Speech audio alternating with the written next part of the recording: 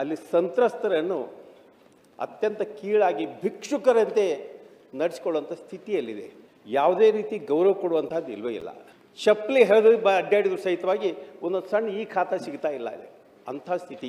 ಆವಾಗ ಕಂಪ್ಯೂಟರ್ಗಿಂತ ಮೊದಲು ಇದರಲ್ಲಿ ಏನು ದಾಖಲೆ ಕೊಡುವಂಥ ಸಂದರ್ಭ ಬರುವಂಥ ಸಂದರ್ಭ ಬಂದಾಗ ಆವಾಗ ಮ್ಯಾನ್ಯುವಲ್ ಕೊಡುವಾಗ ಸ್ವಲ್ಪ ಅಪ್ಲಿಕೇಶನ್ಸ್ ಪೆಂಡಿಂಗ್ ಇದ್ದು. ಆವಾಗ ಇವತ್ತು 1000 ಗಂಟೆ ಅಪ್ಲಿಕೇಶನ್ಸ್ ಪೆಂಡಿಂಗ್ ಅದ. ದಯಮಾಡಿ ಸರ್ವರ್ ಡೌನು ಮತ್ತೊಂದು ಹೇಳ್ತಾ ಇದ್ದಾರೆ. ಅದು ಒಂದೇ ಅಲ್ಲ, ಈ BTD ನಿಮ್ಮ ಮೂಡಾದ ಬಗ್ಗೆ ರಿಪೋರ್ಟ್ ಕೇಳ್ತಾ ಇರ್ತೀವಿ ಮೇಲಿನ ಮೇಲೆ. ನಾವು ಮೇಲಿನ ಮೇಲೆ ಒಬ್ಬರು ಸದಸ್ಯರು ಎತ್ತಾ ಇರ್ತಾರೆ ಪ್ರಶ್ನೆ.